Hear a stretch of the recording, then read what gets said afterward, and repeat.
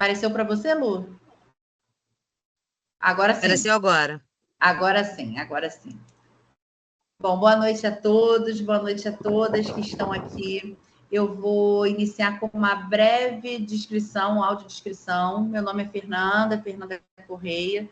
Eu estou coordenando agora os cursos de História.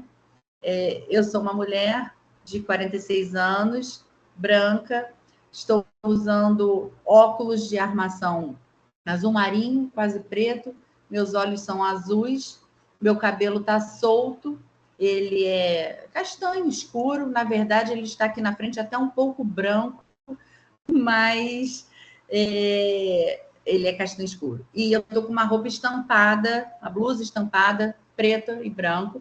E o fundo é a parede da minha casa, é um fundo cinza, meio bege, meio cinza. E hoje nós estamos aqui em comemoração ao Dia do Historiador, Dia da Historiadora. Né? Já estamos aqui repletos de futuros historiadoras e futuras historiadoras. Eu comecei a fala, agora antes mesmo de iniciar a gravação, falando que nem tudo é comemoração, né? É importante a gente refletir também os desafios que a nossa profissão ainda demanda da gente, todo o processo de luta, de conquistas, de regulamentações, mas aqui estamos nós, nesse momento, pensando um pouco sobre a Lei 10.639, que é a lei que torna obrigatória a inclusão de história e cultura afro-brasileira no ensino fundamental e no ensino médio. Essa lei tem um pouquinho mais de 20 anos, né? Foi de 2003. Então, ainda é um tema muito importante para ser debatido e é um tema central, principalmente quando a gente traz um debate para a educação antirracista, uma reflexão um pouco mais aprofundada sobre o papel da escola no combate ao racismo, né? O que nós, enquanto professores, o que nós, dentro do espaço escolar, e fundamentalmente, assim, o que nós, enquanto educadores e historiadores, que a gente pode fazer, de que forma a gente pode contribuir por todo esse processo que não foi um processo fácil, que não foi um processo dado. A lei existe, mas ela é fruto de muita luta, né? De anos e anos de luta de movimentos sociais, de grupos minoritários. Então, ela não foi um benefício, mas é importante a gente pensar sempre a legislação enquanto uma conquista, né? A importância de todos nós na conquista e na manutenção, né? Isso é importante, né? Não é só porque uma legislação existe ou não, mas na manutenção dessa legislação e num exercício constante de reflexão, de diálogo, de esforço, mas de construção de uma trajetória da legislação na prática. Né? A gente pensar que 20 anos depois a gente ainda está discutindo, a gente ainda está caminhando, a gente ainda está num processo de reflexão de como como introduzir a história e a cultura afro-brasileira no ensino médio. E lembrando assim, que a lei, na verdade, ela pensa nessa inclusão dentro de todo o currículo escolar. Não é uma obrigatoriedade de ensino em história ou em geografia. É possível que disciplinas como literatura, artes, história, geografia tenham até maior aderência ao tema, mas a proposta da lei é que haja uma reformulação curricular e que esse conteúdo ele esteja permeado em todas as disciplinas. Então, mais do que uma aula, a minha proposta, a proposta da Lu, que eu também já vou passar a palavra inicial para ela, é que a gente forme aqui uma grande roda de conversa, que a gente possa conversar, que a gente possa trocar, que a gente possa trocar experiências mesmo, quem já tem contato em sala de aula. É claro que a gente vai falar de alguns conceitos, de algumas palavras importantes, de alguns marcos, de alguns momentos. A gente trouxe um vídeo também para discutir com vocês, daqui a pouquinho a gente apresenta o vídeo, mas a ideia do nosso encontro hoje é que a gente reflita junto, sabe? A gente troque as nossas experiências, as nossas expectativas, as nossas angústias, e que a gente possa pensar juntos, né? Assim, qual é a função da escola no combate ao racismo, que é um ponto fundamental na nossa sociedade nos dias atuais, né? Eu não vou nem dizer que é um ponto fundamental para o Enem, porque a gente fica só falando de Enem, mas muito além do Enem, né? Eu acho que pensar no racismo, pensar no papel da escola, pensar nas nossas ações, já não basta mais a gente não cometer nenhum ato racista, mas o que a gente pode aqui coletivamente, o que a gente pode pensar para a gente ter uma postura antirracista? Então, isso vai muito além do Enem, isso vai muito além de qualquer prova que vocês possam fazer. Isso vale para a construção de uma sociedade baseada em princípios, em ética, seguindo a legislação, mas formada basicamente por seres humanos e por cidadãos que respeitem um ao outro, uma sociedade mais justa, que é o que todos nós estamos aqui querendo, né? É um tema fundamental para a gente discutir no dia de hoje e para a gente pensar agora e refletir juntos, né? Qual o nosso papel, que passos a gente pode dar aonde a gente está, né? No nosso local, no nosso espaço de historiador, de que maneira a gente pode contribuir com esse processo que não é só nosso, mas é também e muito nosso, né? Muito caro a gente. Então, passo a palavra para a Luciana para a gente começar a introduzir o tema, a gente vai voltando e é uma conversa. Vocês podem abrir o microfone, falar no chat, como vocês se sentirem mais à vontade. Vai lá, Lu. Pronto. Bom, gente, mais uma vez, boa noite a todos e todas. Vou fazer também a minha audiodescrição aqui rapidinho. Eu sou uma mulher branca de 42 anos. Estou usando um óculos com armação bege, branca, não sei muito bem dizer, eu não sou muito boa em cores assim. Eu tô com o cabelo preso, eu tenho cabelo encaracolado na altura dos ombros, mas eu tô com o cabelo preso num coque. Tô usando uma jaqueta jeans, porque eu moro na Serra, então aqui essa hora não dá para usar blusa de manga. É, Tenho piercing no nariz e olhos castanhos escuros. E é isso, eu tô com um fundo desfocado, atrás de mim tem 3 quadros de cenas de cinema, eu sou muito cinéfila, mas tá um fundo desfocado. Eu acho que a Fernanda já levantou pontos muito, muito importantes para a nossa discussão, e a ideia é isso, é que seja um debate, que a gente discuta, a gente vai ter um vídeo, né, para provocar um pouco mais esse debate e pensar a nossa prática em sala de aula, né? Então, retomando um pouco do que foi dito sobre a lei, primeiro ela tocou num ponto fundamental que a gente acaba focando em história, mas é uma lei que diz que deve atravessar o currículo, né?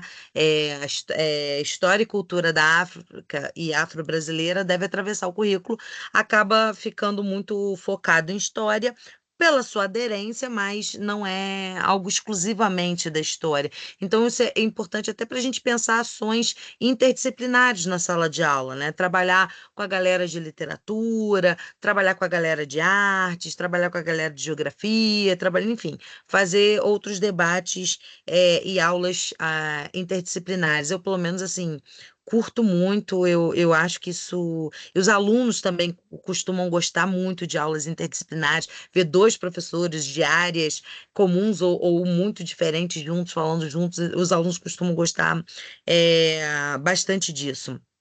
E aí pensar também que a lei, né? Eu tenho uma amiga que ela é advogada, que ela fala assim: Olha, a lei está sempre atrasada. Ela está sempre atrasada. Ela vem de uma demanda que já existe, né? Então a lei está sempre atrasada, né? Ela nunca é disruptiva. Ela está atrasada. Então, ela vai vir a partir de uma demanda, de uma mobilização muito grande de décadas e décadas dos movimentos sociais, da sociedade civil, especialmente dos movimentos negros, de inserção dessa educação. E aí a gente pensa, por quê? por quê? Qual o objetivo final? Porque o objetivo final não é apenas o conhecimento da história e da cultura da África e afro-brasileira, mas o objetivo que está por trás, o que sustenta essa argumentação, é que a via do conhecimento é uma via do combate ao racismo. Então, que ao conhecer, ao desmistificar, ao combater a ignorância, você estaria ajudando também, contribuindo também no combate ao preconceito, né? E, portanto, no combate ao racismo. Então, o que está por trás dessa lei, o que estrutura esta lei, é isso. E aí a gente vai ter outros modos de vida, outras visões de mundo sendo apresentadas, outras discussões, outros debates. Com a lei, o que que nós tivemos? Nós tivemos uma ampliação no mercado editorial de livros sobre história da África e cultura africana, né? Então, por exemplo, quando eu fiz a graduação, eu entrei na graduação antes da lei, a lei é de 2003, e aí dá-se um tempo até ela de fato ter que ser aplicada, porque você precisa formar profissionais. Porque, por exemplo, eu me formei em 2004 em História, na Faculdade de História. Eu não tive História da África. Não havia História da África. A gente só falava da África a reboque da Europa, né? Então, quando a gente falava do processo de escravidão, a gente citava a África, por óbvio. Quando você falava, sei lá, de Guerra Fria, você citava a África, mas sempre a reboque de um contexto muito eurocêntrico. Então, eu lembro quando começaram a ter os concursos para professor de História da África, a gente não tinha profissionais capacitados para lecionar, né, ensinar futuros professores, né?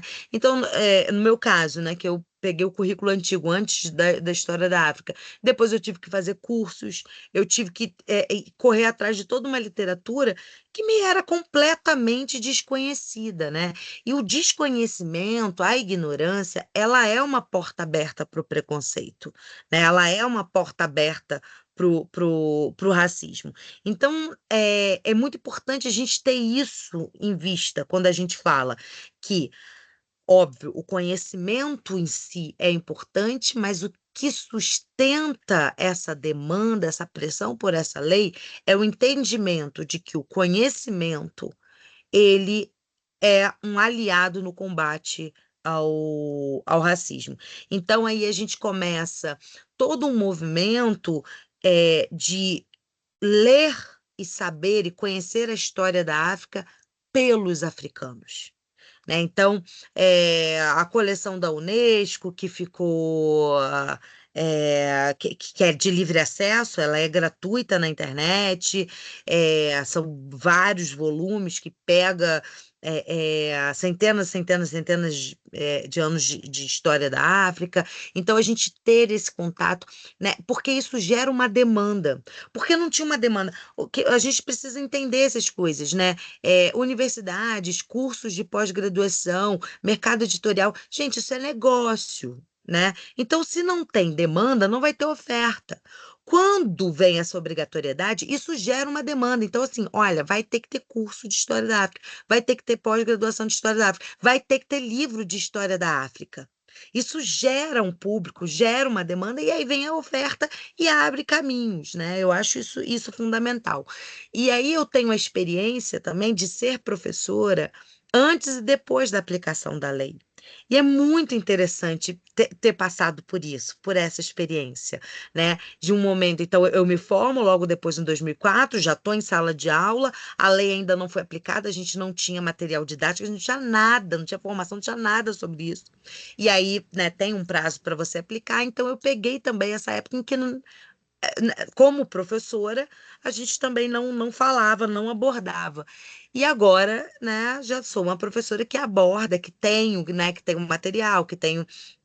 E é interessante ver isso na sala de aula, a mudança da perspectiva nos nossos alunos, das falas, o interesse. Por exemplo, eu estava aqui agora fazendo um encontro com os meus alunos do ensino básico, estava tirando umas dúvidas, eles se organizam e fazem monitorias online. Aí hoje eles pediram se eu poderia dar uma entrada, que eles estavam com umas duvidazinhas, e aí eu entrei. Em uma das coisas, porque a prova é amanhã, né?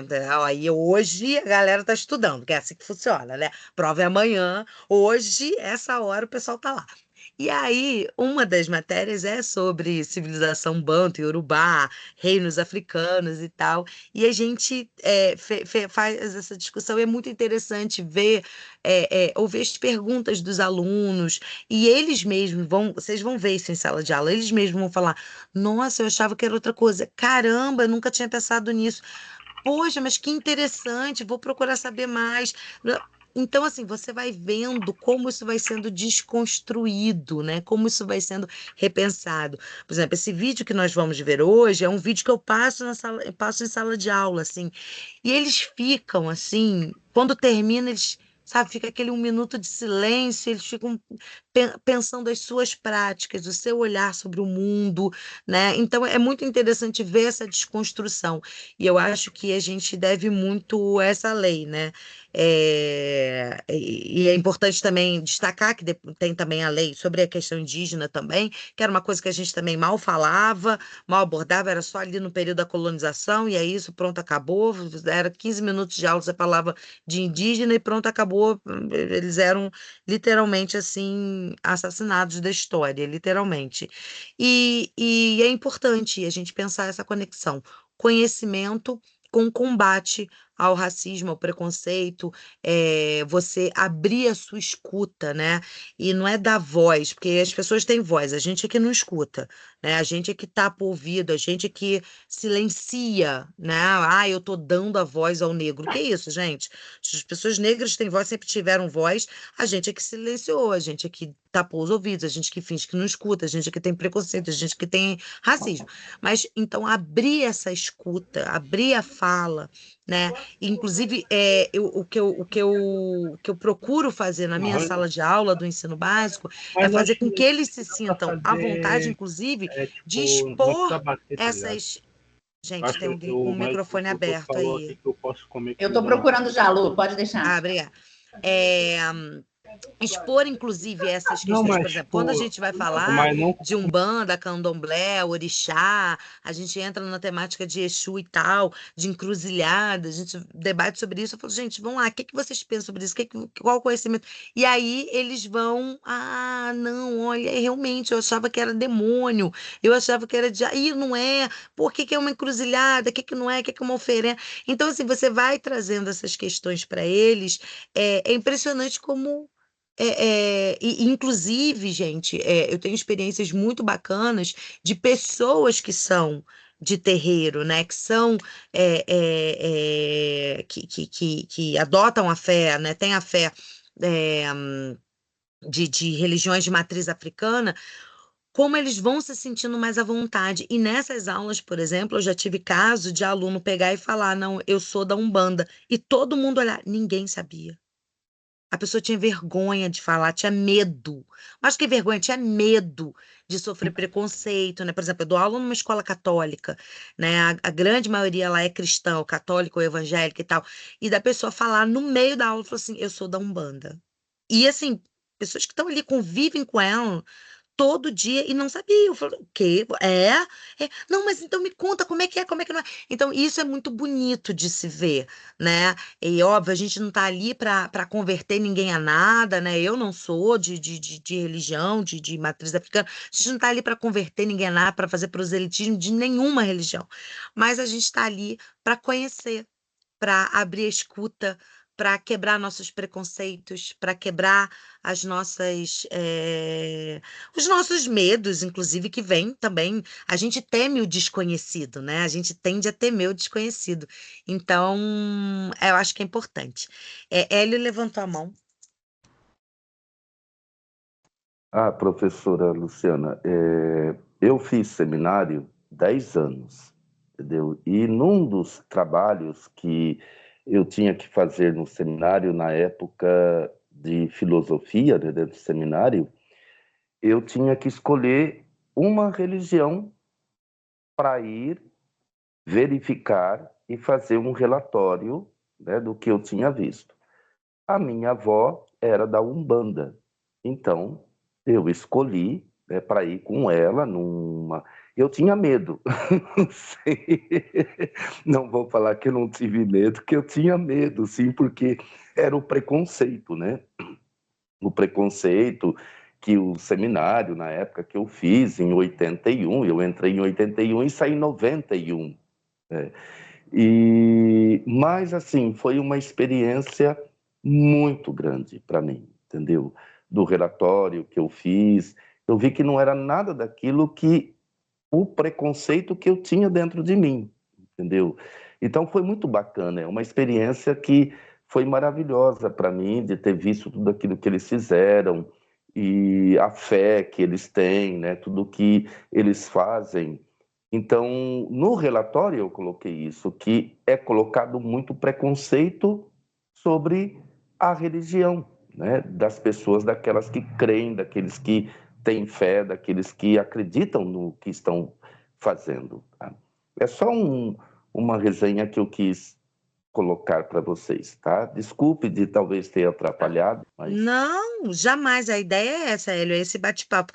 E no caso específico das religiões de matriz africana, quando a gente fala dessa intolerância religiosa, ela está intrinsecamente ligada ao racismo. Ela está intrinsecamente ligada aos estereótipos que a gente tem relacionados à África, né? Eu lembro que uma vez eu trabalhei numa escola no município do Rio, eu fui do município do Rio, e aí tinha uma coordenadora pedagógica que estava namorando um inglês, um cara inglês, né, da Inglaterra mesmo. E aí ele nunca tinha ido a um terreiro, e aí ela levou.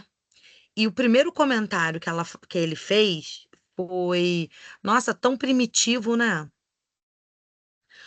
Olha o comentário, né? Olha como o cara ainda está atravessado com essa ideia de civilização e barbárie, né? Essa coisa, chamou de primitivo. Então, é muito isso, esse estereótipo que a gente carrega da África também, sabe? Esse preconceito, né? De que é o atraso, é a barbárie, nananã, né? Então, isso, o estereótipo do tribal, exatamente. E ele falou, primeira coisa, o que você achou? Né? Tão primitivo, né? E ele achou que ele estava fazendo um comentário ótimo, assim, super interessante. E eu fiquei assim, não, falei, não, não é bem assim. E porque tem essa visão muito eurocêntrica, né, da coisa, que a gente tem, né, que é importante a gente quebrar. O Luan também levantou a mão. Deixa Desculpa, só, Fernanda. antes de passar a palavra para o Luan, só para complementar o que o Hélio falou, porque é importante isso, né? A nossa educação ela ainda se baseia muito nessa matriz branca, judaico-cristã, né? Então, a gente ainda tem muitos estereótipos a vencer, muitos estigmas a superar. Hoje mesmo, eu fiz uma atividade também com uma turma de ensino médio minha, e a atividade foi assim. No final, a gente compartilha até boas práticas, mas só para ilustrar, porque tem a ver com o que a gente está discutindo aqui. Eu pedi que eles fossem, em 5 minutos, 10 minutos, entrevistar alguém ali da própria escola. Podia ser aluno, podia ser funcionário, né? Qualquer pessoa da direção. E que eles me voltassem, né, em grupos, mas que eles me voltassem com um caso de preconceito, perguntar para a pessoa se ela já tinha vivido ou vivenciado nela própria, né, ou em alguém próximo, um caso de preconceito, e dei assim uns 5, 10 minutos. Gente, eles voltaram em 2 minutos, com um caso não, mas assim, com 5 casos. Aí eu deixei todo mundo contar todos os casos, a gente falou, debateu, muitos casos se repetiam, né, situações parecidas. Alguém foi numa loja e passou por algum tipo de constrangimento, um namorado negro que foi apresentar a família e teve um outro tipo, a gente ficou discutindo ali vários casos que se repetiram. Quando todo mundo já tinha falado, aí eu fiz uma outra pergunta, falei, então vamos lá agora. Vamos contar nós aqui os momentos em que nós fomos preconceituosos. Um silêncio se instalou na turma, né? Eu falei, vocês tiveram tanta facilidade de colher os relatos da comunidade escolar. E o relato é sempre assim, eu vi, eu soube, alguém viu, alguém contou.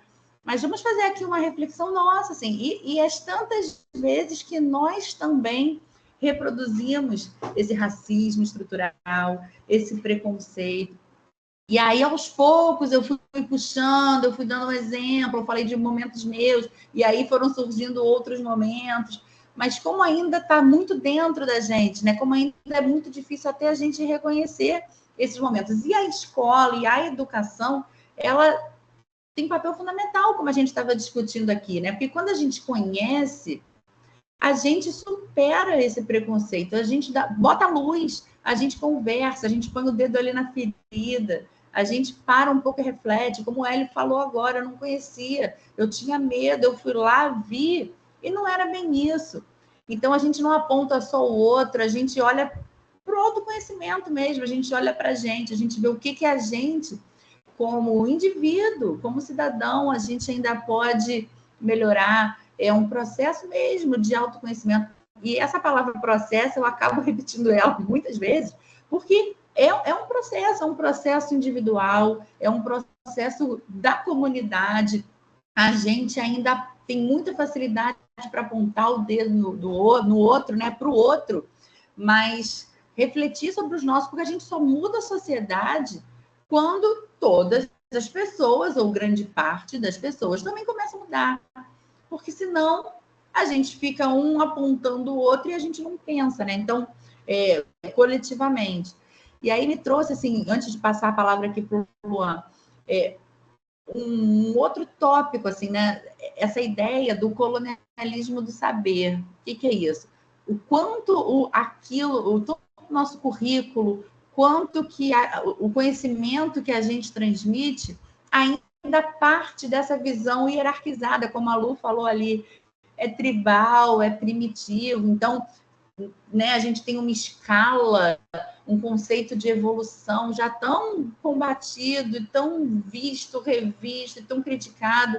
E exatamente, Lu. E quando a gente ainda está caminhando nesse processo, quando a gente está andando, e quando a gente chega perto e a gente olha, a gente vê que não é isso, né? E quantas boas práticas a gente pode citar aqui, e quantos momentos quando a gente traz o debate para a sala de aula, ou para qualquer outro ambiente, um domingo de família, por exemplo, numa mesa, a gente começa a conversar ali, quanta gente se aproxima, a gente se abre, e a gente vai valorizando não só a África, mas a África, os africanos, sabe? Assim, é o continente africano, mas as pessoas que formam aquele continente, a cultura daquele continente, a luta daquele continente, a gente de ainda dizer que é um continente, né? Porque as pessoas muitas vezes falam África como se for no singular, como se fosse um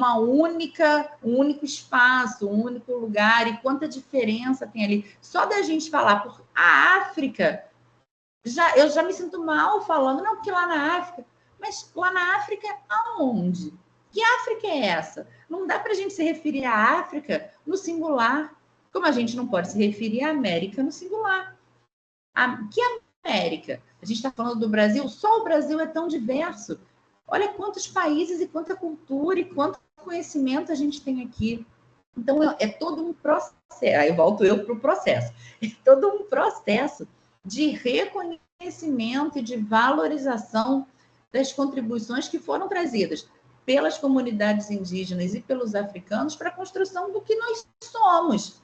Nós, Luciana, Josivaldo, Paula, Tatiana, Luciana, nós aqui e a sociedade brasileira. Né? A gente tem agora muitos autores negros, como a Luciana colocou bem, mas destaques no esporte, na música, no cinema, em tantos pontos. Então, acho que é tão válido, é tão precioso mesmo a gente estar aqui nesse momento discutindo isso, que eu acho que não teria temática melhor mesmo. Vai lá, o Luan vai falar, depois o Henrique, depois a gente passa o vídeo para a gente conversar sobre o vídeo. Vai lá, Luan. Boa noite, estão conseguindo me ouvir? Sim, estamos sim. Boa noite a todos e a todas. Professora Luciana, eu teria, são duas dúvidas que eu tenho. A primeira é, tu sendo uma mulher branca, Tu sentiu alguma dificuldade, algum desafio em comunicar, em conversar com os alunos negros e negras acerca da negritude, acerca da história da África? Teve algum bloqueio? Porque às vezes a gente sabe que história é uma coisa muito delicada, né? Tipo, a gente mexe com visões de mundo e a paridade é algo muito importante. Então, tipo, tu sentiu algum desafio, algum bloqueio? Obviamente, teve uma desconstrução interna, né? Imagino eu, né? E a outra pergunta é se é muito difícil, porque assim, eu creio que deve ser um papel muito difícil para o historiador, historiadora, professor, fazer um aluno de sexto ano, sétimo ano se sentir participante de um processo histórico, né?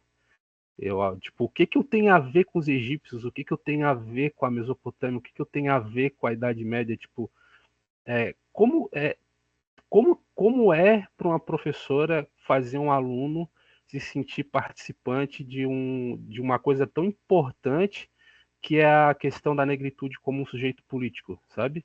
Porque a ressignificação do termo negro é uma atitude política, né? Quem falou que o negro é negro foi o branco. Eu sou negro, né? E foi uma ressignificação de um termo para a gente poder se positivar.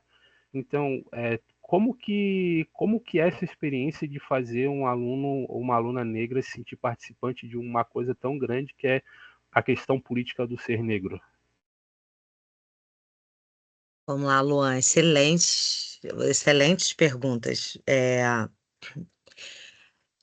Sobre ser uma mulher branca, né, uma pessoa branca falando enfim, questões raciais, né? Primeiro eu me implico nisso, né? Eu deixo isso, embora assim, eu não tenho nenhum aluno deficiente visual e tal, todos estão ali vendo que eu sou uma pessoa branca, mas eu faço questão de afirmar isto, de implicar este lugar, né? E de me implicar, um pouco nisso que a Fernanda está falando, de me implicar neste processo, tá?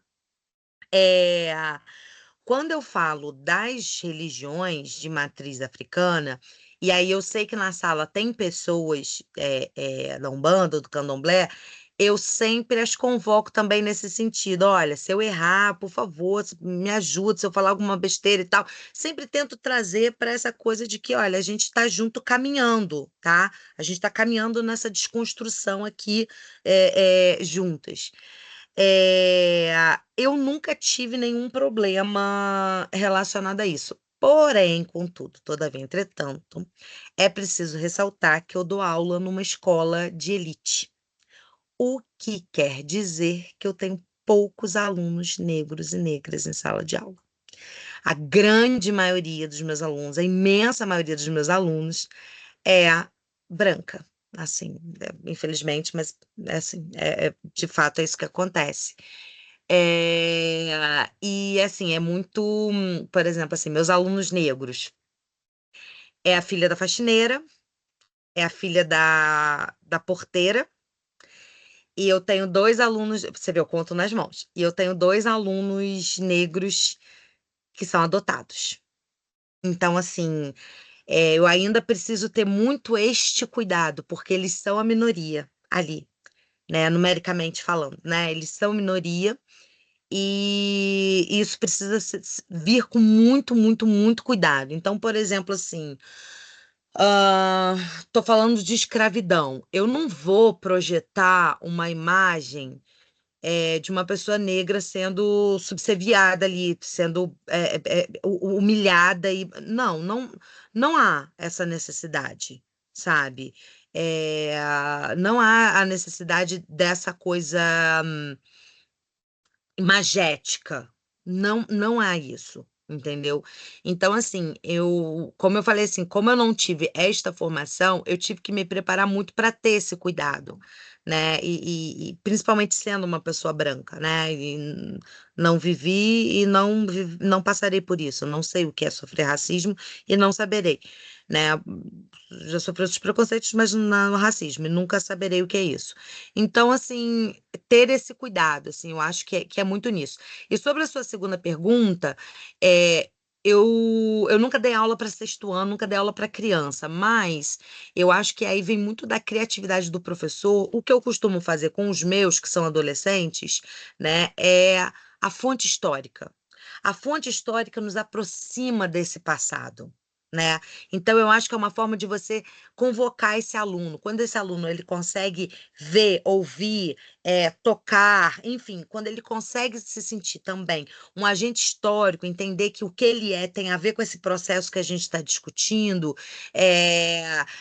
que quem nós somos, como nós nos constituímos, tem a ver com o processo histórico, que nós somos seres biopsicossociais, né? Então, o sócio histórico está em nós, a história está aqui, ele se implica nesse processo, entendeu? Então, eu parto muito da coisa, eu uso muita fonte histórica em sala de aula, e aí dá materialidade para aquela coisa, sabe? Então, é o que eu uso. Não sei se eu te respondi, Luan. Isso, Luan, é isso aí, exatamente, essa coisa de não acabar reforçando esse estereótipo, assim, sabe? Do negro escravizado, encerrar isso, né? O vídeo vai falar exatamente sobre isso, que o estereótipo ele reduz. E a minha preocupação é sempre não reduzir o negro à escravidão, né? Colocá-lo, né? É sempre mostrar essa coisa da resistência. Então, focar, quando eu estou falando da escravidão, focar na questão da resistência, né? Na produção de conhecimento. Não, eu coloquei um termo aqui chamado epistemicídio, ele foi criado por uma filósofa brasileira, né, Sueli Carneiro, uma filósofa negra, que ela disse o seguinte: olha só, a branquitude não se preocupou apenas com o homicídio, né, com o genocídio da população negra, ela também se preocupou com o epistemicídio. Epistemologia, episteme, na verdade, significa conhecimento. Epistemologia é teoria do conhecimento, mas episteme é conhecimento, ou seja, você matar também o conhecimento dos povos africanos, a cosmovisão, a produção de conhecimento, a visão de mundo. Então, eu tento não fazer isso, né? Eu sei que tem minhas limitações, óbvio, mas eu tento não fazer isso. Mas, infelizmente, eu ainda não tive a possibilidade de falar sobre isso com uma sala com maioria negra, por exemplo. Eu já dei palestras em escolas com maioria negra, mas eu falo aqui na minha cidade, né? A minha cidade se orgulha muito de ser a Suíça brasileira. Inclusive, ela agora é oficialmente a Suíça brasileira. Ela ganhou esse título oficial, registrado mesmo.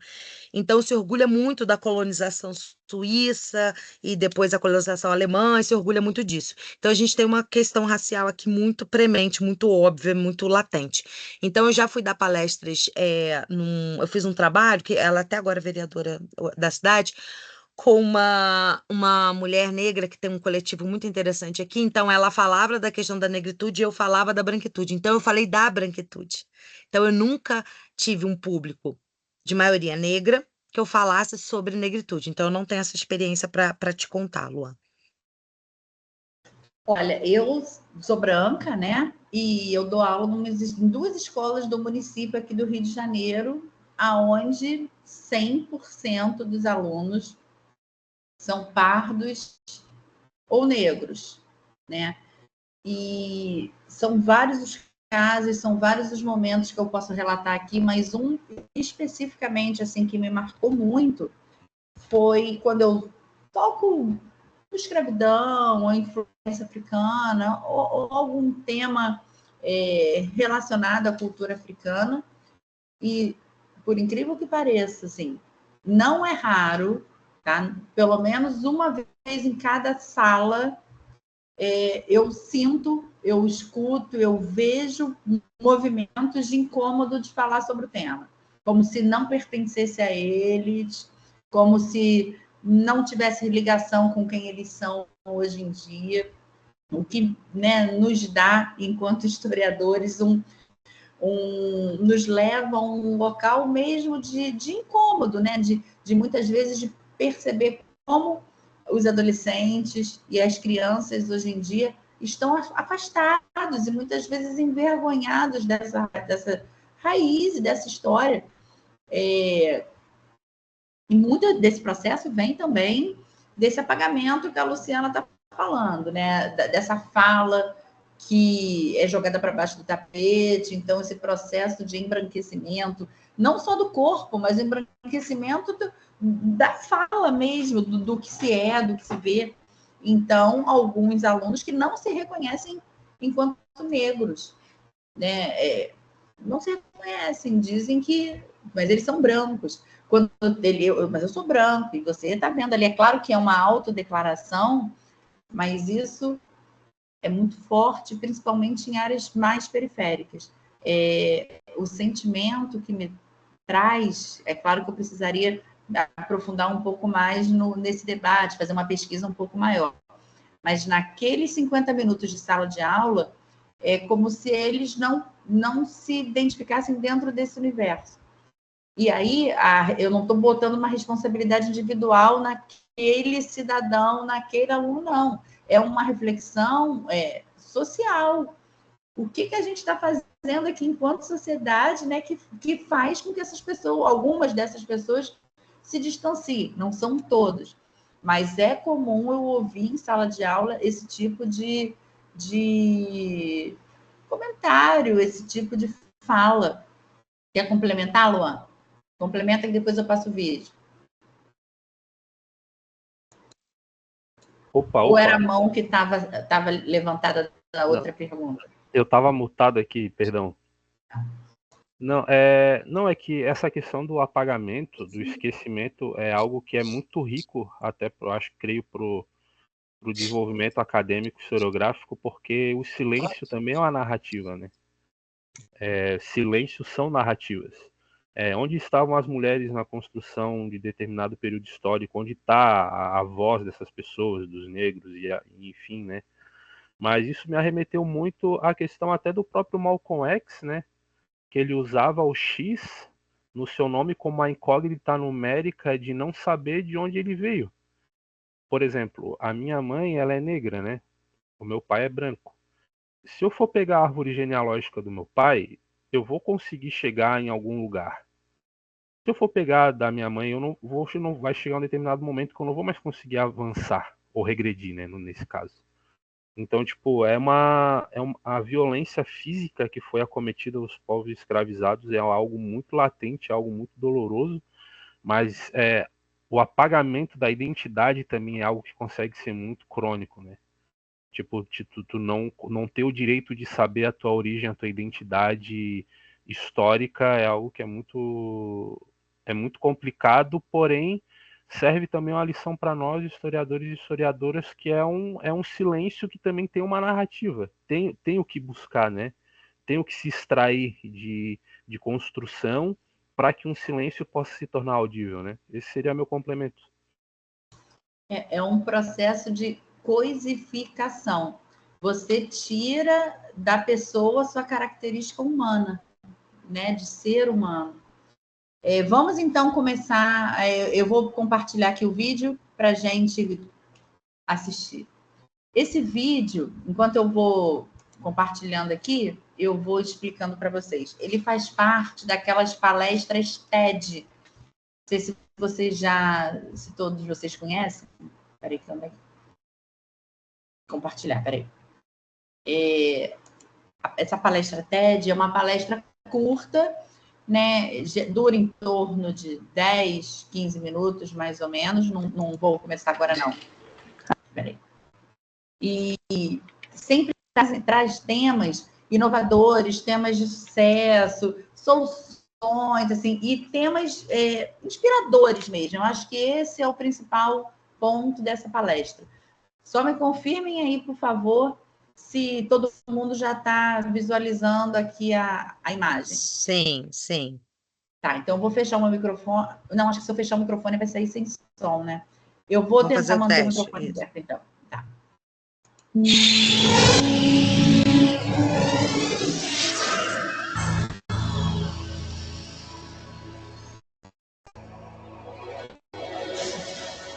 Só para confirmar, gente, tá com vídeo, tá com som e tá com vídeo, certo? Sim, sim. Tá bom, então vamos.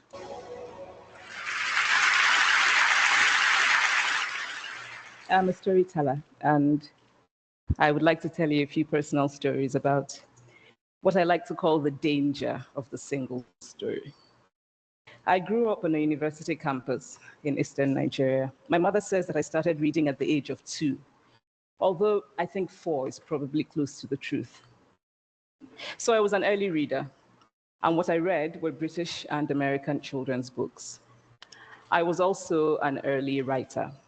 And when I began to write at about the age of 7, stories in pencil with crayon illustrations that my poor mother was obligated to read, I wrote exactly the kinds of stories I was reading.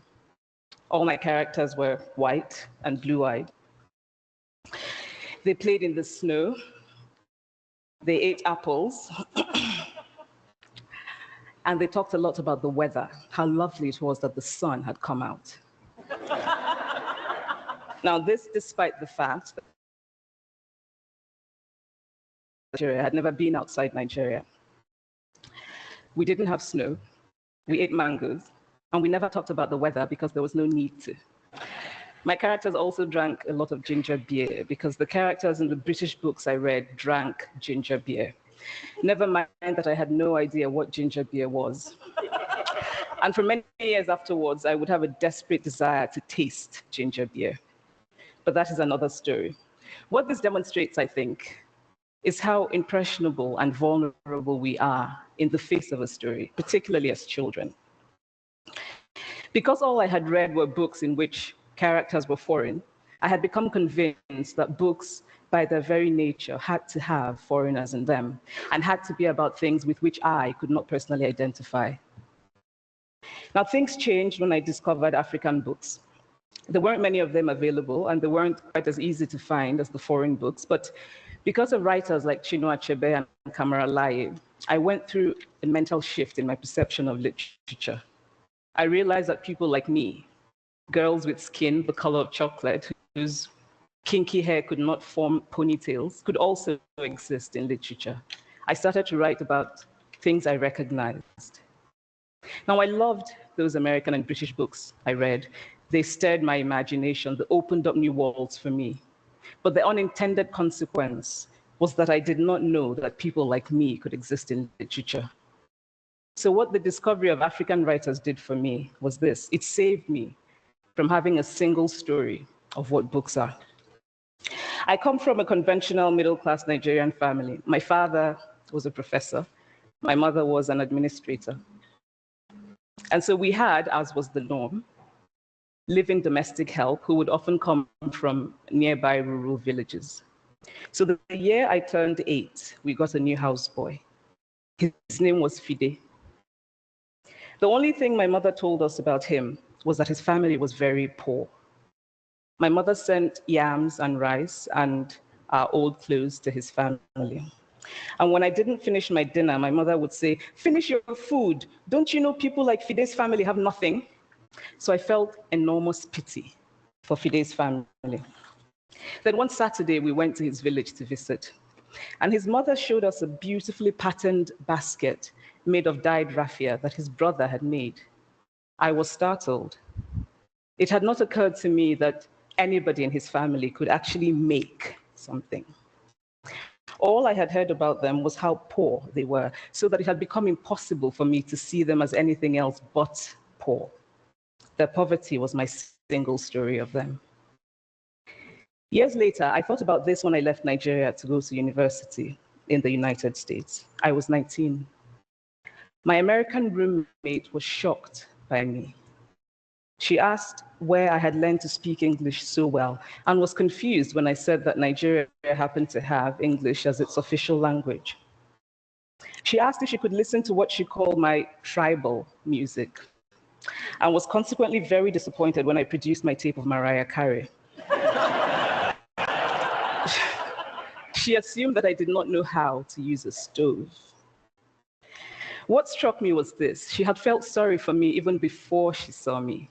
Her default position toward me as an African was a kind of patronizing, well-meaning pity. My roommate had a single story of Africa, a single story of catastrophe. In this single story, there was no possibility of Africans being similar to her in any way, no possibility of feelings more complex than pity, no possibility of a connection as human equals. I must say that before I went to the US, I didn't consciously identify as African. But in the US, whenever Africa came up, people turned to me, never mind that I knew nothing about places like Namibia. But I did come to embrace this new identity, and in many ways, I think of myself now as African, although I still get quite irritable when Africa is referred to as a country, the most recent example being my otherwise wonderful flight from Lagos 2 days ago, in which there was an announcement on the Virgin flight about the charity walk in India, Africa, and other countries. So after I had spent some years in the US as an African, I began to understand my roommate's response to me. If I had not grown up in Nigeria, and if all I knew about Africa were from popular images, I too would think that Africa was a place of beautiful landscapes, beautiful animals, and incomprehensible people fighting senseless wars, dying of poverty and AIDS, unable to speak for themselves, and waiting to be saved by a kind white foreigner. I would see Africans in the same way that I, as a child, had seen Fide's family. This single story of Africa ultimately comes, I think, from Western literature. Now, here's a quote from the writing of a London merchant called John Locke, who sailed to West Africa in 1561 and kept a fascinating account of his voyage. After referring to the Black Africans as beasts who have no houses, he writes, "They are also people without heads, having their mouths and eyes in their breasts." Now, I've laughed every time I've read this, and one must admire the imagination of John Locke.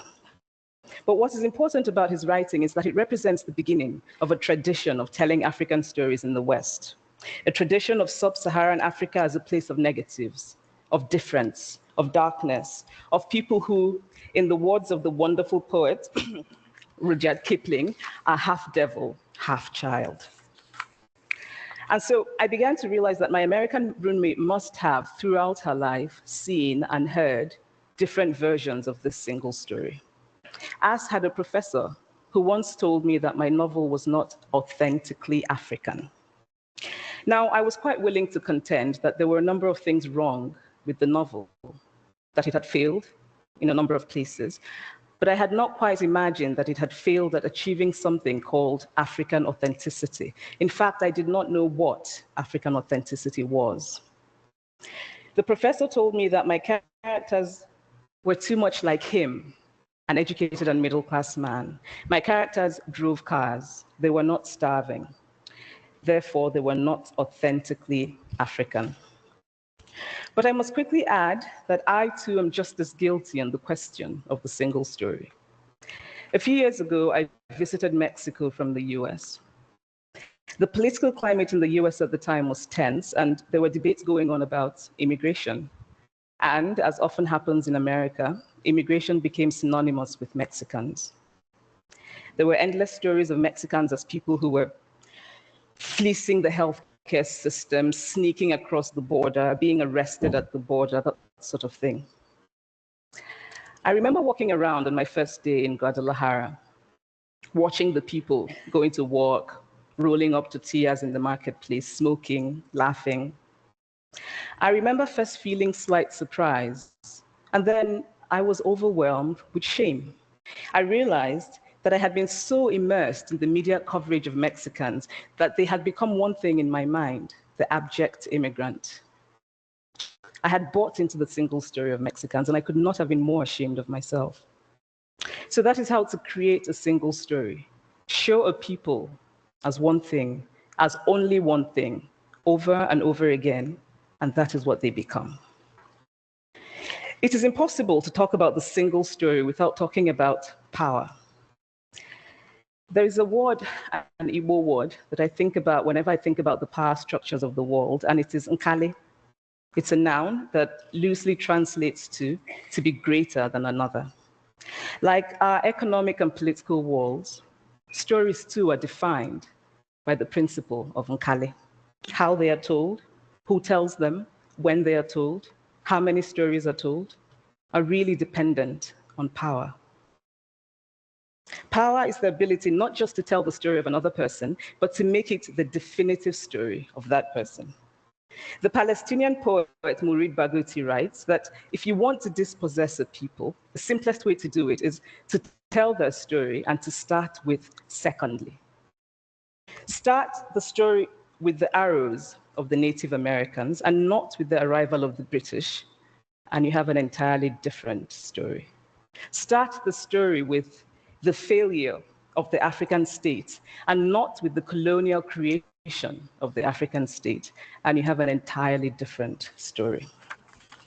I recently spoke at a university where a student told me that it was such a shame that Nigerian men were physical abusers like the father character in my novel.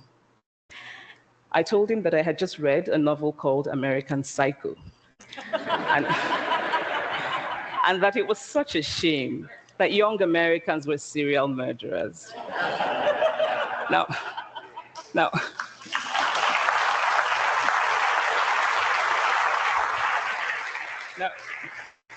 obviously, I said this in a fit of mild irritation, but it would never have occurred to me to think that just because I had read a novel in which a character was a serial killer, that he was somehow representative of all Americans.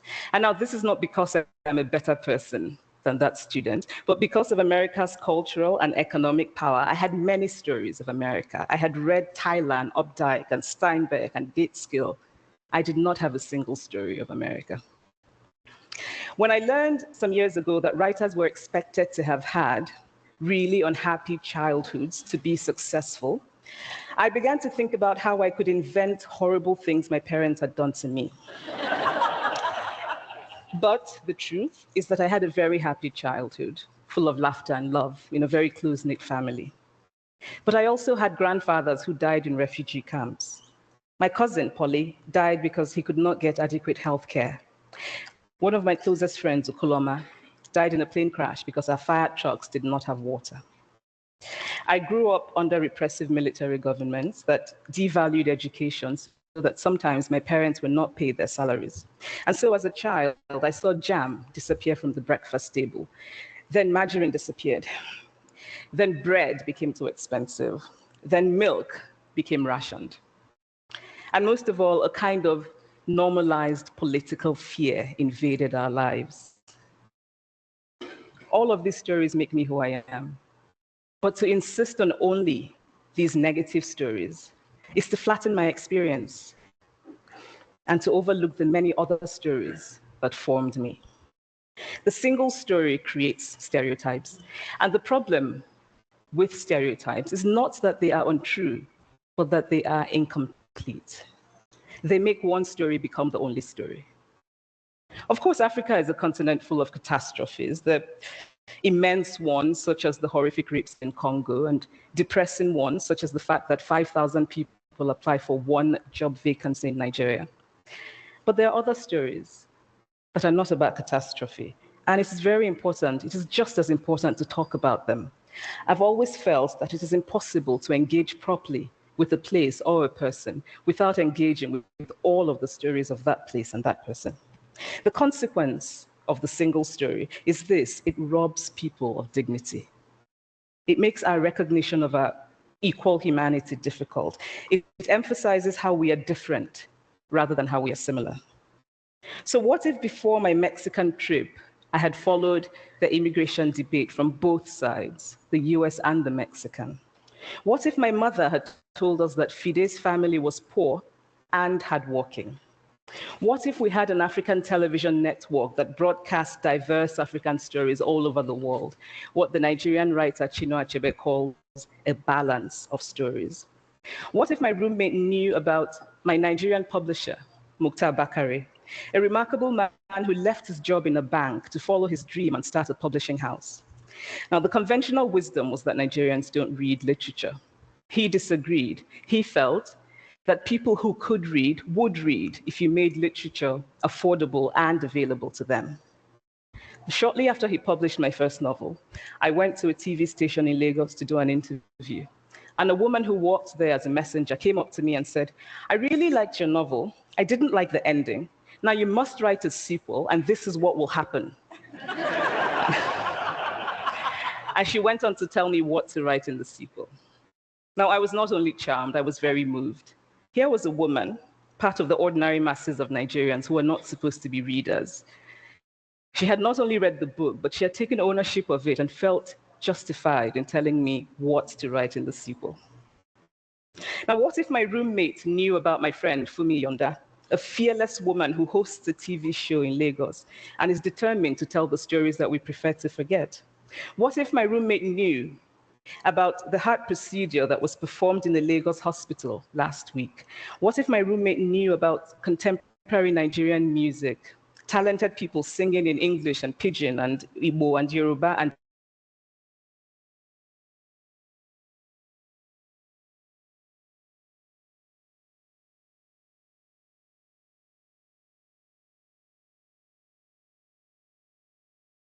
O som para mim parou.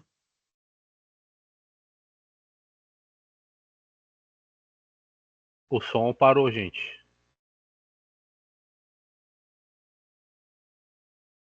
O som parou mesmo.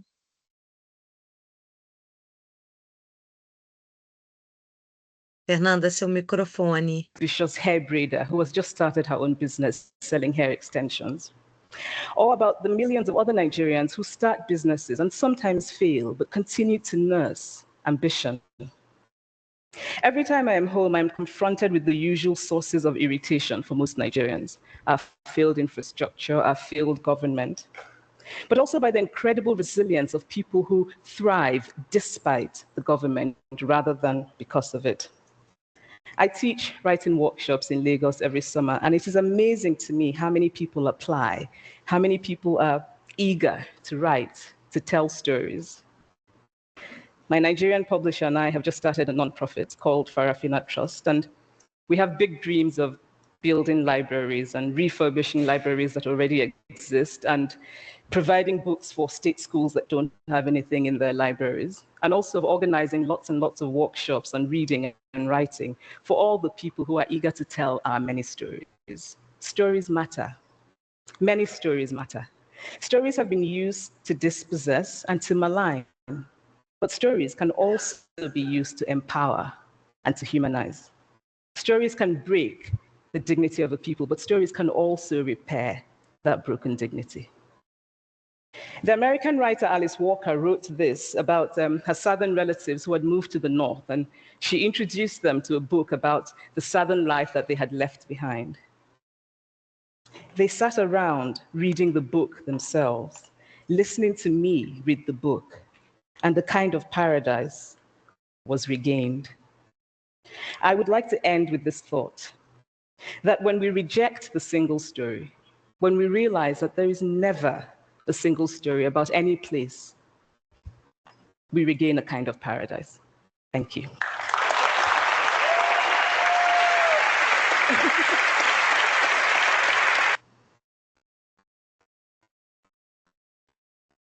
Gente, não é à toa que é um dos TEDs mais ouvidos do mundo. Milhões e milhões de visualizações, gente. É muito maravilhoso, né? Tem tantos elementos ali, enfim. Alguém gostaria de falar alguma coisa? Enfim. Fala, Luan. Pô, eu me lembro quando eu fui ler o Hibisco Roxo, a dificuldade que eu tive de colocar na minha mente, enquanto eu lia ali, que eram personagens negros. Meu Deus do céu, tipo, que esforço intelectual que eu tive que fazer para não protagonizar pessoas brancas ali no exercício mental que eu fazia enquanto eu lia. E ela comentou ali no começo, né, sobre pessoas negras, assim, né? Tipo, é muito difícil, velho. É um exercício intelectual, porque, como a gente estava conversando ali no outro tópico, tipo, a paridade é algo muito importante. E a gente sabe que o protagonismo nas telas de cinema, na política, onde quer que for, não é de pessoas negras, né? Na literatura também a gente não tem esse costume de pensar dentro de uma perspectiva decolonial, né? O nosso pensamento, infelizmente, ele está passando por um processo de decolonização, porque a gente foi ensinado a pensar assim. Aí quando eu fui ler o Hibisco Roxo, eu tive muita dificuldade. Não sei se alguém já passou por uma experiência parecida, mas eu tive bastante dificuldade assim, em ler uma literatura não branca e imaginar protagonistas pretos e pretas, e não protagonistas brancos assim. Luan, você levantou questões também muito importantes aí. Só contextualizando, galera, Hibisco Roxo é um dos romances da Chimamanda. Inclusive, ela cita ele quando ela fala da questão do pai violento. É exatamente nesse livro, Hibisco Roxo, tem um personagem que é o pai dessa família que é muito violento. E sim, por exemplo, assim, eu adoro literatura, né? Ficção, eu gosto demais. E aí, quando eu começo a ler, tá falando sobre um personagem, eu sempre penso um personagem branco. A não ser que o autor seja negro. Quando eu sei que o autor é negro, aí eu já entro na história pensando num personagem negro, assim. É uma coisa que realmente é um trabalho mesmo que precisa ser feito, assim. É um esforço, é um trabalho, porque a gente se condiciona a isso. Agora, se eu pego um livro que ou eu não sei se o autor é negro ou negra, eu não sei. Ou eu sei que o autor é branco, quando começa a falar do personagem, o personagem para mim é branco. É branco. A não ser que alguém, né, em algum momento fale, e aí, então, ele como pessoa negra, ou alguém se refira a ele, eu fico, ai, gente, aí dá aquela vergonha. Ai, gente, o personagem é negro e eu tô imaginando branco. É muito isso. A Thiago Americaná, ela aborda uma questão que ela fala, né, nesse TED, né? Que na verdade, a Americana é muito inspirado na história dela, né? Tem, óbvio, né, é uma ficção, mas tem muita inspiração na história dela, porque é isso, né? Antes de sair da Nigéria, ela não se entendia como africana e ela é a questão de ser negra, porque na Nigéria, né, ser negro, ok, né? E aí entender que essa é uma questão e é uma questão, né, que te subalterniza, ela só entende quando ela vai para os Estados Unidos, óbvio, que ela começa a sofrer o preconceito racial e o preconceito de ser africana, né? Essa coisa e aí o reducionismo, aquilo muito que a Fernanda falou, né? Que a gente fala da África como se fosse um bairro, né? Ai, tem uma questão africana, olham para ela. Ela falou assim, mas eu não sei nada sobre a Namíbia. Quantos países tem na África? Né? Como assim, né? É uma coisa muito reducionista, né? E uma frase que ela fala também que me chama muita atenção são várias versões de uma mesma história. Então, assim, como que a gente forma a nossa identidade, né? Como que as pessoas se formam a partir de várias falas do mesmo ponto de vista, né? Então, tudo que se fala, tudo que se escreve, tudo que se lê sobre a África e os africanos parte do mesmo lugar. Então, são várias falas se reforçando mutuamente, né? Porque um fala, o outro reforça, o outro fala também, o outro reforça. Então, você crê de fato que você é aquilo. Porque se todo mundo me vê dessa mesma forma, é porque eu sou isso mesmo. Então, a gente vai vendo como que essas identidades vão sendo tolhidas, vão sendo limitadas. Então a África é isso mesmo, é fome, é miséria, é escravidão, e não tem nada diferente disso. Né? Assim, o prejuízo mesmo, mental, estrutural, que essa história é única, né? A história única não é uma única pessoa falando. São várias, é mais perigoso do que isso, né? No meu entendimento, assim. São várias pessoas em vários lugares falando a mesma coisa de um mesmo ponto de vista que não é o do africano, que também não é o do indígena. A gente está falando de África, mas se encaixa, porque o processo é muito parecido. Sim, eu gosto muito quando ela fala daquela parte da amiga de quarto, né? Você vê. E eu acho muito interessante porque a Chimamanda vem quebrar isso também, né? Porque a gente sempre associa a África à pobreza, não sei o quê. E ela vem de uma classe média, pais, professores, o pai dela é professor universitário, e ela vai para uma universidade nos Estados Unidos, ou seja, ela tá ali, né? Dividindo o mesmo espaço que aquela menina. E mesmo assim ela é subalternizada, então a menina fica assustadíssima que ela sabe mexer no micro-ondas, assim, nossa, você conhece isso? Tem uma entrevista, a Chimamanda estava dando uma entrevista uma vez por uma repórter francesa. E aí a Chimamanda falou, não, porque quando eu fui fazer o lançamento do meu livro lá na Nigéria, aí na livraria, a repórter francesa, tem livraria na Nigéria? Aí, né, gente, é isso, né? Por que que a gente dissocia Nigéria de livros, de livraria? Porque é isso, a gente se fixou numa história única, né? A única coisa que falaram pra gente sobre a África é que lá tem fome, doença, miséria, né? Então, essa é a única narrativa que a gente conhece. Então, é muito fácil a gente reproduzir isso, né? E eu acho que ela toca numa ferida muito grande, me comove muito. Eu também não sei quantas vezes já assisti esse vídeo, que eu passo sempre para os meus alunos também, do ensino médio, que é quando ela fala quanto isso tira a dignidade das pessoas. Isso tira a dignidade, não é só uma questão de narrativa, é uma questão de identidade e dignidade das pessoas. Quando você só tem uma história, quando só uma história é reproduzida, e eu acho interessante porque ela se implica naquela questão também, tanto do menino que trabalhava nela, quanto dos mexicanos, né? Qual é a visão que ela tinha dos mexicanos? Aquele imigrante ensandecido que quer entrar nos Estados Unidos a todo custo e roubar o emprego das pessoas, né? E viver à custa do Estado americano. E aí, quando ela vai para o México e ela vê as pessoas trabalhando felizes, nananana, ela diz: Eita, né? Tem vários Méxicos que a gente não conhece. Porque a gente fica só na história daquele, né? Atrelar México à imigração, a drogas, a não sei o quê, é esse, né? Você tira a dignidade das pessoas, né? Você, você reduz, né? Você reduz a pessoa. Alice, Oi, eu vou ligar oi. aqui. Bom, então, eu já, você contando, né, nessa conversa, eu me recordei. Eu já tive uma colega de trabalho, já faz aí uns 10 anos, né, que ela era nigeriana, né? Ela era poliglota. Eu lembro disso porque eu ficava maravilhada, assim, com ela, até porque na época eu não estudava, eu tinha parado de estudar, eu era bem ignorante mesmo. E ela era muito culta, muito inteligente, e a gente trabalhava no McDonald's. E eu pensava, meu Deus, como pode uma pessoa tão estudada trabalhar no McDonald's? Daí, ela algumas vezes me contava que ela veio para cá porque o local que ela morava não tinha tão fácil acesso ao estudo. Mas a família dela tinha dinheiro, né? Era uma família com a renda muito boa.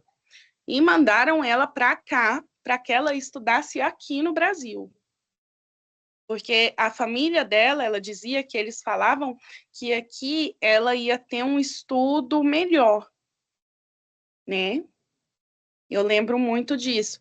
E isso, na época, a minha principal visão com relação a esse país, a Nigéria, a esses países, minha visão se baseou muito em conhecer essa pessoa, das coisas que ela me contava. A história da Chimamanda tem a ver com isso que você levantou também. A Chimamanda sai da Nigéria exatamente para fazer uma universidade, e aí no Americaná ela conta nessa história, o namorado vai para Inglaterra e a personagem. Desculpa, gente, eu li esse livro há muitos anos, eu esqueci o nome da Emilu, esqueci. Ela vai para os Estados Unidos. Isso, né, para estudar, para a universidade, mas eram pessoas cultas que tiveram acesso à educação e que conseguiram vagas em universidades de prestígio no mundo, né? Pessoas poliglotas, pessoas que, né, com inserção cultural que sai totalmente daquele estereótipo que a gente tem preconceituoso. Eu acho que o Luan falou uma coisa que é importante, né? A pessoa contar a sua própria história, né? A gente é isso, a gente abrir a escuta. Eu acho que a lei, né, ela tá aí para isso também, para a gente abrir essa escuta, né? Ouvir das pessoas as suas histórias, né? Eric,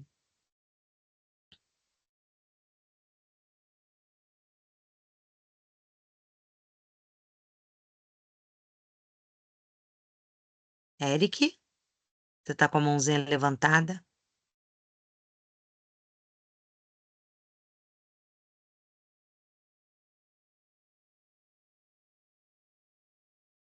Eric, você está falando? Porque o seu microfone está mutado.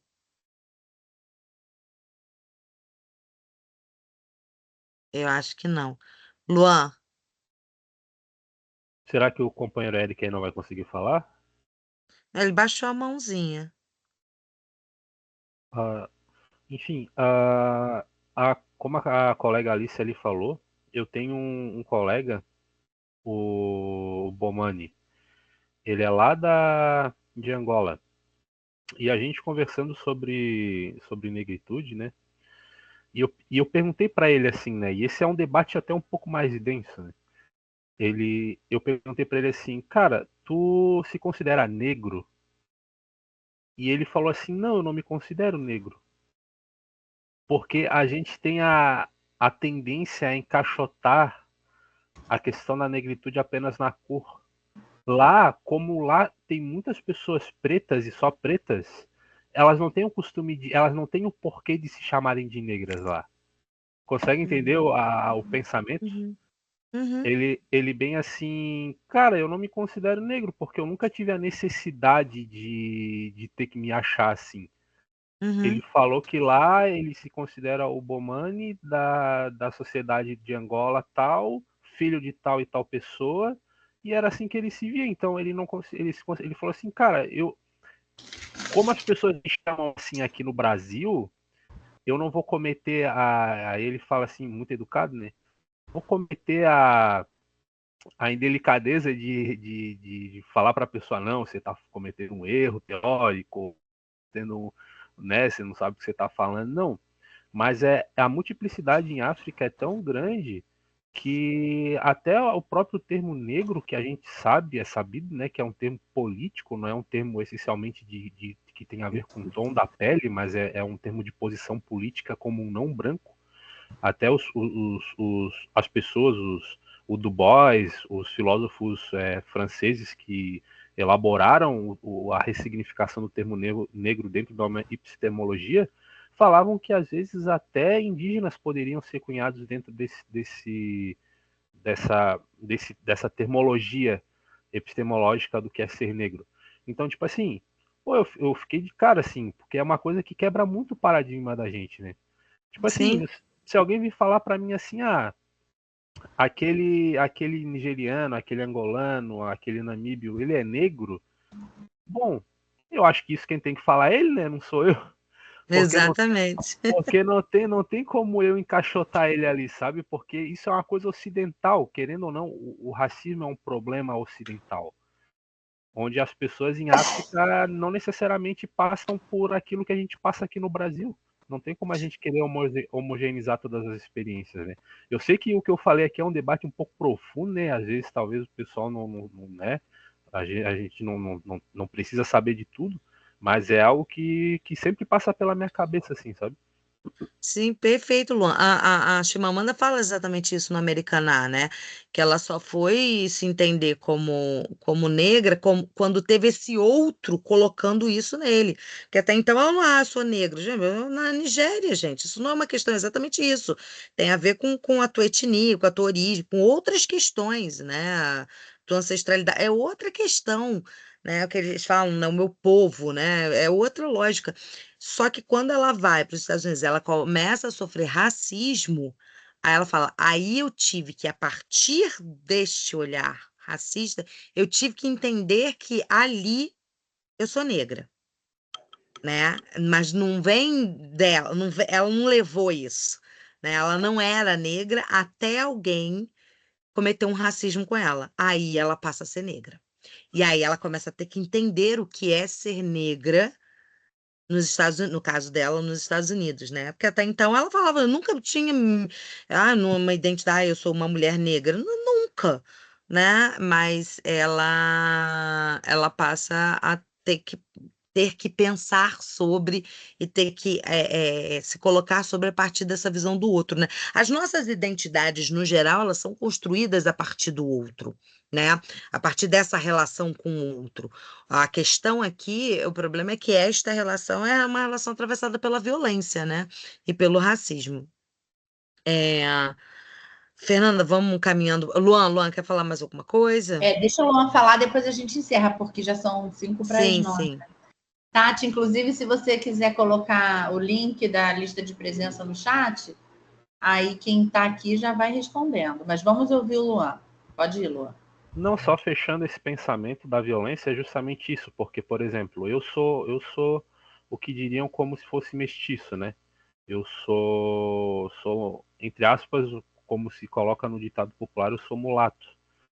Tu pega uma pessoa branca, caucasiana, ela nunca tem que pensar o que ela é, né? Ah, será que eu sou branco ou não sou branco? Tipo, nós que temos essa participação do colorismo, né? Dessa variedade de cores que tem no Brasil, a gente fica num limbo existencial e identidade que às vezes tu fica pensando assim, tá, pô, será que eu sou branco? Será que eu sou preto? Será que eu não sou nada? Será que eu sou pardo? Tipo, e essas violências sociopolíticas e emocionais e psicológicas também é algo muito forte, que eu acho que é o que ela passou quando ela foi para os Estados Unidos, né? De ela ter que se pensar, tá, o que que eu sou? O que que eu estou representando aqui? Porque eu nunca tive contato com isso. Tipo, as pessoas estão dizendo que eu sou algo que eu nunca imaginei que eu pudesse fazer parte daquilo, né? Então acho que parte também um pouco por esse viés, assim, né? Perfeito, Luan, perfeito. E é muito essa coisa, né, de uma coisa que vem do outro pela violência, pelo viés da violência, né? Isso eu tenho acompanhado, né, como eu disse, né, eu sou branca, eu não sinto isso, não, mas óbvio, né, como cidadã e também como professora, historiadora, eu acompanho esses debates, né, do colorismo, da questão do colorismo, né, e de como um não lugar, né? Um não lugar e às vezes, não, você não é negro, não, você e o outro apontando, né? Não, você é branco, não, você não é negro, não, não, você tem isso, né? Tem uma pesquisa muito interessante. Depois eu coloco lá no grupo o nome do livro certinho. É muito interessante que uma pesquisadora trabalhou com famílias interraciais. Como que se dá essa questão, né? Porque aí aquele filho que nasce com a pele mais escura, outro com a pele mais clara, se há uma diferença, se não há uma diferença. Quando chega uma pessoa negra numa família que era branca, ou quando chega uma pessoa branca numa família que é negra, né? E como é que isso vai dar? E a questão com os filhos, né? Quando nascem filhos com cores diferentes e tal, como é que é isso? Cabelo, né? Um tem um cabelo mais crespo, outro tem um cabelo. Como é que se dá? É um livraço. Depois eu coloco lá no grupo, que vai um pouco nessa discussão que você está travando aí, Luan.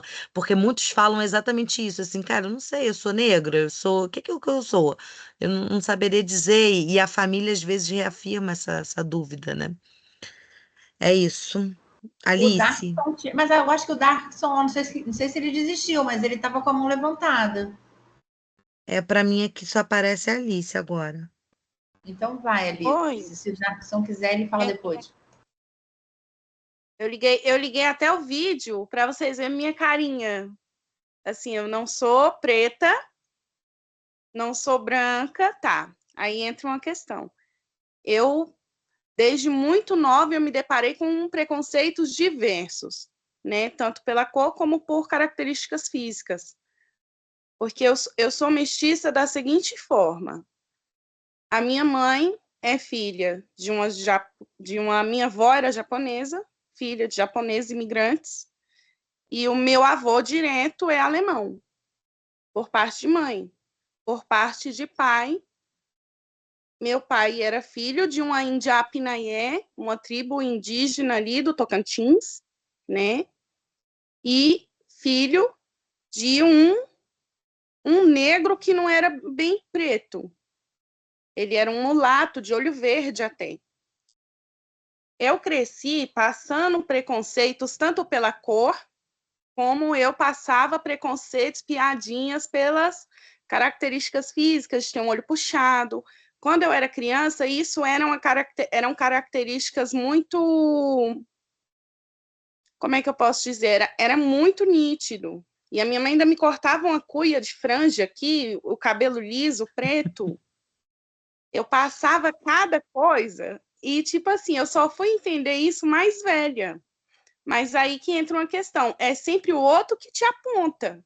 Porque, para mim, eu sou brasileira. Não existe essa de, eu sou preta, sou não sei o quê. Isso não faz diferença. Para mim, isso não fazia diferença, até porque eu cresci numa periferia, né?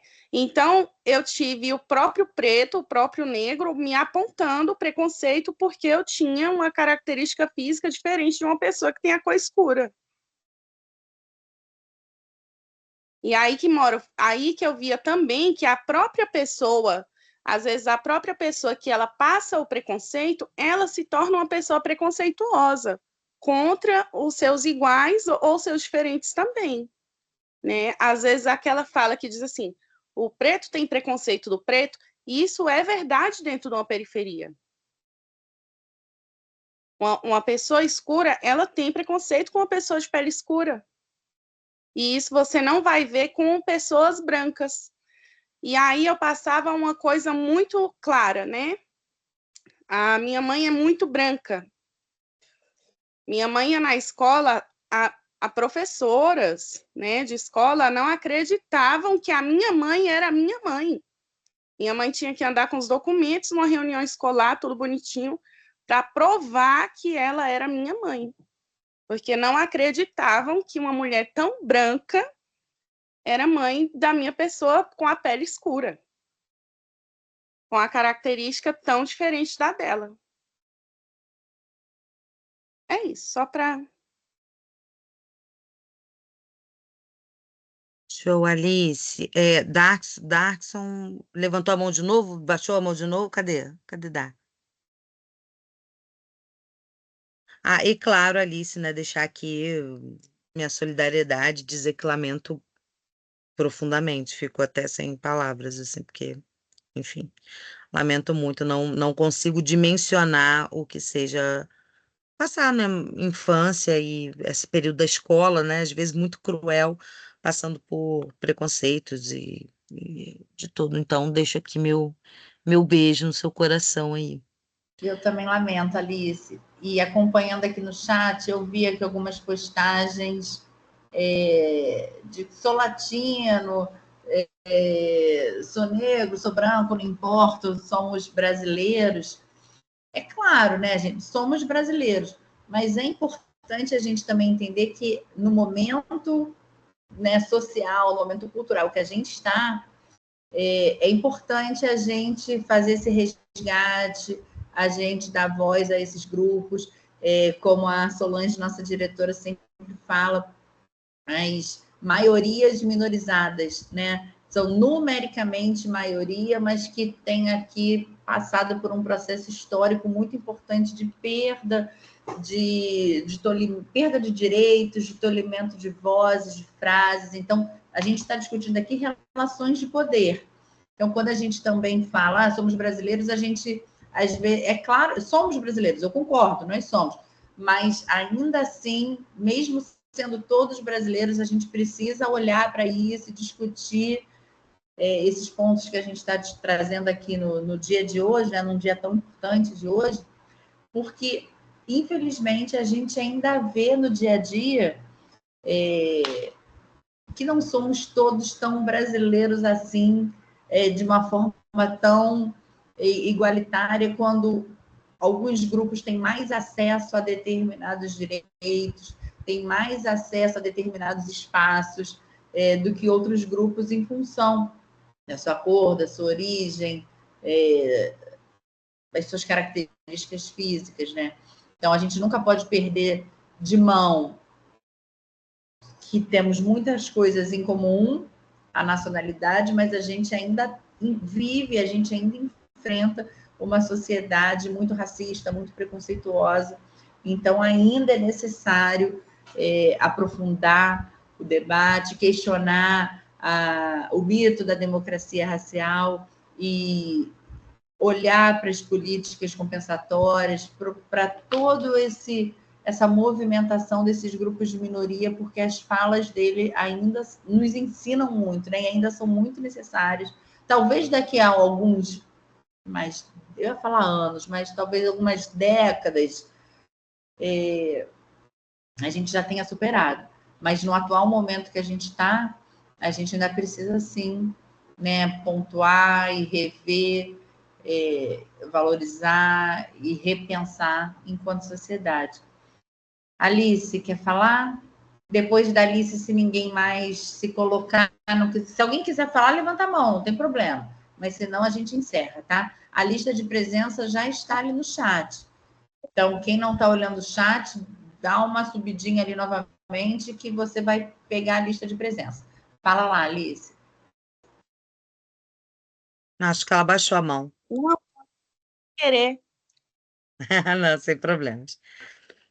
Pessoal, eu sugiro, assim, reassistam o vídeo, assim, principalmente quem assistiu a primeira vez, porque tem várias nuances ali, acho que é um vídeo que riquíssimo, assim, eu acho que vale a pena rever e se atentar para essas discussões, como cidadão, como cidadã, como professor, professora de história.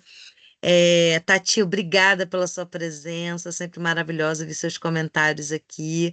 A Tati, para quem não conhece, né, ela tem o clube de leitura maravilhoso aqui pela Unileia, é muito interessante.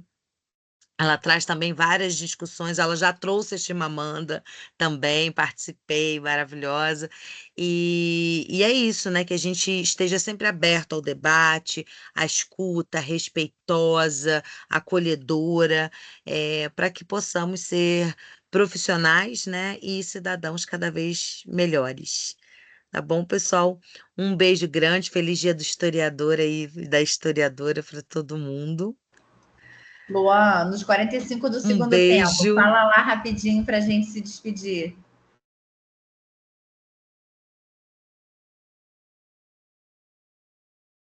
E eu acho que ele deve ter se enganado, então.